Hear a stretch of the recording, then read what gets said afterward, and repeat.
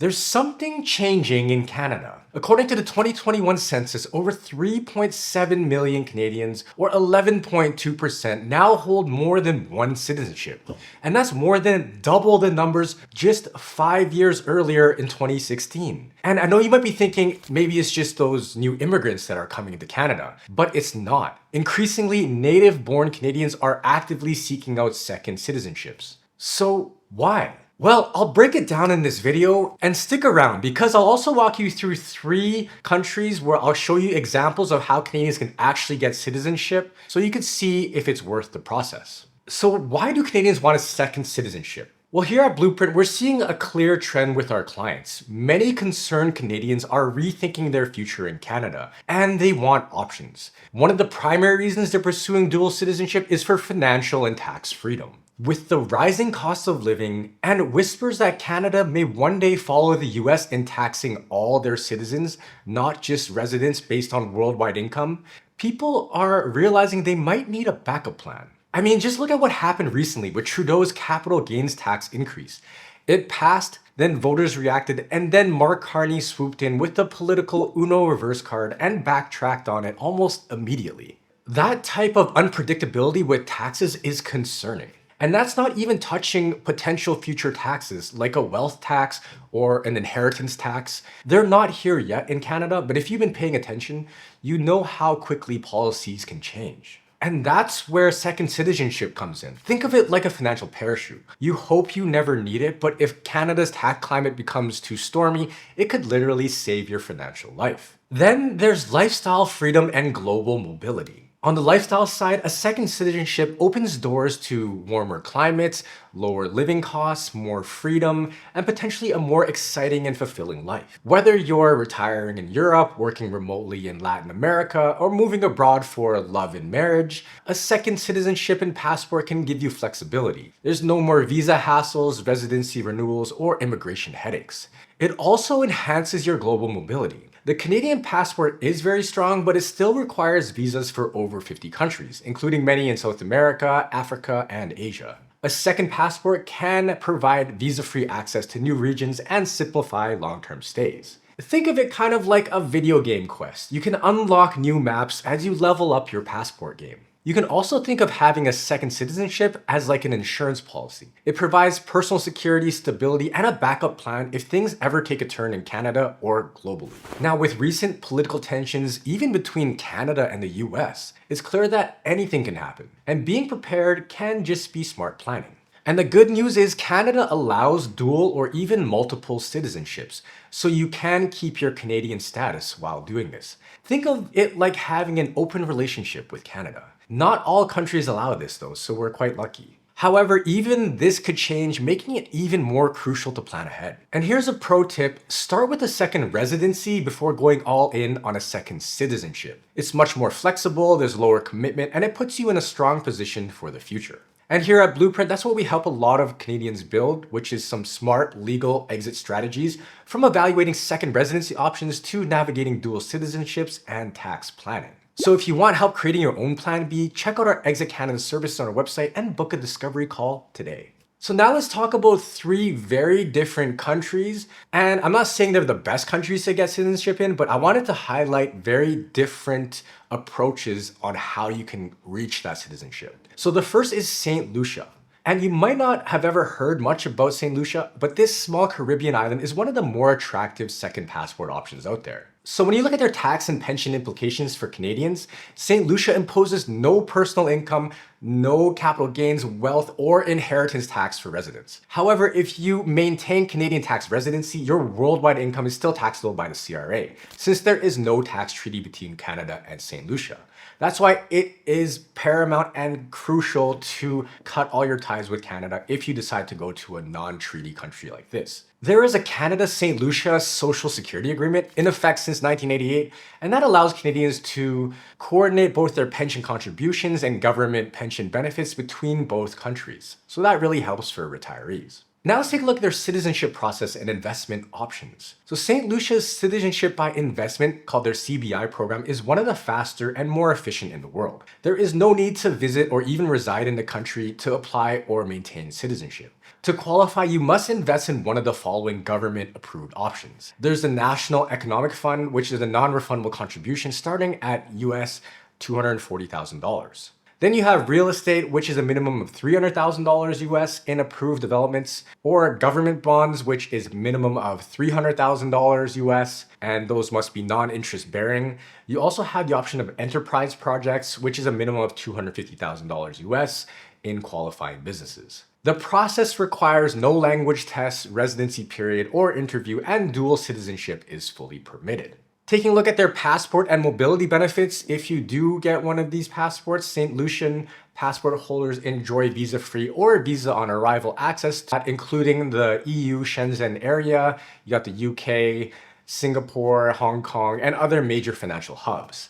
And this makes it a strong option for Canadians looking to boost global mobility and build a resilient international lifestyle. So while you don't have to implement this strategy, the pros of living in St. Lucia are there's no taxation on global income, capital gains, or inheritance. It's also English speaking, it has a safe environment with legal stability. There's also a relatively affordable cost of living. There's also a relaxed Caribbean lifestyle with natural beauty and low population density. But then there's downsides of living in St. Lucia. There's limited infrastructure and basic public health care, so private insurance is strongly recommended.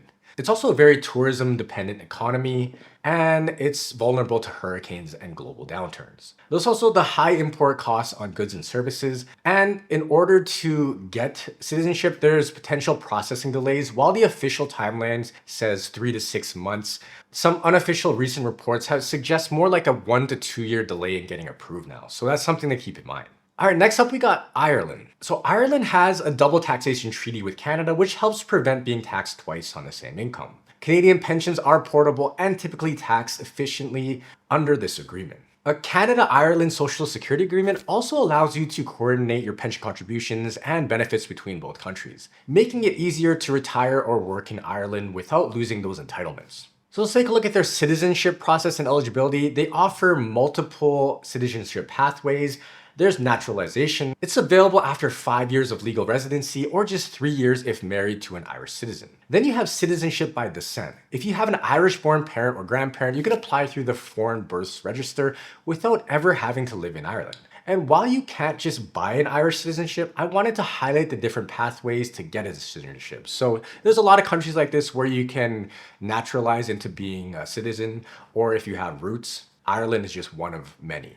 Then there's the passport and mobility benefits. An Irish passport is one of the strongest in the world, and it offers visa-free or visa on arrival access to over 190 countries, including obviously all of the EU, there's the UK, there's the US.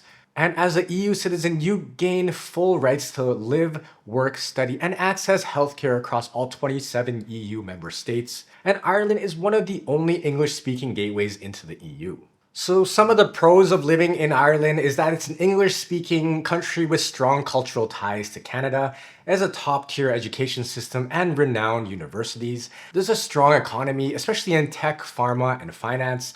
Then there's universal healthcare and strong public services. You'll also have full EU benefits for travel, work, and residency. The cons of living in Ireland is that there's a high cost of living, especially in the bigger cities, and there's housing shortages and rising rents in, again, many of the urban areas. You'll also have gray, rainy weather for much of the year, but if you are going from Vancouver, you should be kind of used to that.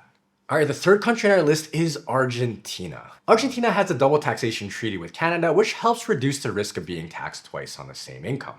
However, if you become an Argentine tax resident, you'll be taxed on your worldwide income. Canadian retirees living in Argentina typically face a 15% non-resident withholding tax on both CPP and OAS. And while Argentina and Canada did sign a social security agreement in 2021, it's not yet in effect, meaning you can't currently totalize your contributions or coordinate pension benefits between the two countries. So be aware of that if you're thinking of retiring here. For the citizen process and eligibility, Argentina offers one of the fastest naturalization timelines in the world, just 2 years of continuous legal residency. However, the process involves court approval, and we've been hearing that it's been taking closer to 3 years now. Some other routes include citizenship by descent, marriage to an Argentine citizen, both of which can accelerate the timeline, and a valid long-term visa is required. Tourist visas don't count towards the residency requirement. For passport and mobility benefits, an Argentina passport is surprisingly strong,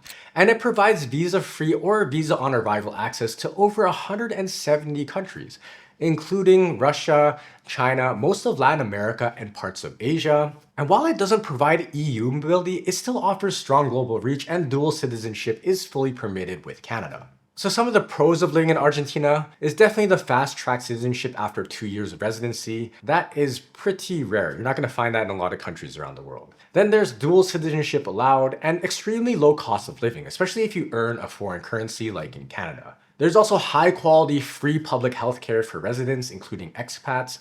There's a rich culture and diverse geography from mountains to major cities, and a tax treaty with Canada helps minimize double taxation risks. I visited Argentina a long time ago, and it had some of the best food I think I've ever had. One of the best steaks I remember having. The wine region in Mendoza is very beautiful.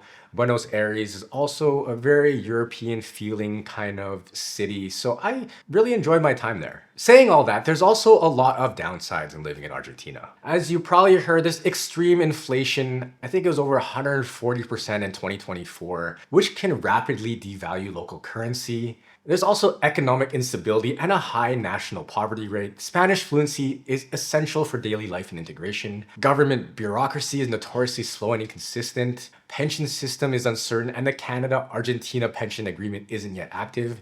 And worldwide income is taxed if you will become a resident. My personal experience on the downside of living in Argentina, well, this was a long time ago, but of all the places I've traveled to, this was the only time that I almost got robbed by someone basically face to face. Like he almost tried to take my backpack basically. This list isn't saying that you should live in these 3 countries, it's just showing the different pathways to getting citizenship in these countries. So Argentina was one of the easiest to get citizenship, so I wanted to highlight that. But you have to do your own due diligence, research, and make sure that it's a place that you really want to move to, obviously. Leaving Canada without a plan can cost you big, and I've seen people pay thousands more than they needed to, so if you want to avoid that, download our free guide on the 7 CRA tax traps to avoid when leaving Canada.